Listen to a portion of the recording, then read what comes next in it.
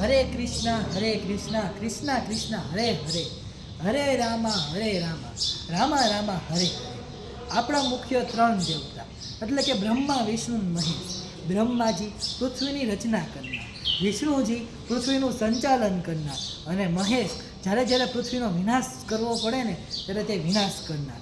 પૃથ્વીનું સંચાલન કરવા માટે આપણે કોઈ પણ કાર્યને આપણે શીખવું હોય, તેને આપણે વિદ્યા પ્રાપ્ત કરવી હોય તો તે વિદ્યાની દેવી સાથે સંકળાયેલા બ્રહ્માજી. જ્યારે આપણે કોઈ પણ વસ્તુને પ્રાપ્ત કરવી હોય અને ધનની જરૂર પડે અને જે આપણે ઉદ્યોગ કરવો હોય ત્યારે પણ આપણે ધન સંપત્તિની જરૂર પડે તો તેની સાથે સંકળાયેલા દેવી, વિષ્ણુદેવ સાથે સંકળાયેલા દેવી એટલે કે લક્ષ્મી માતા. અને જ્યારે આપણે કોઈ પણ યુદ્ધ કરવું હોય ત્યારે આપણે શક્તિની જરૂર પડે અને તે શક્તિ આપનારી દેવી એટલે કે માં આદ્યા શક્તિ.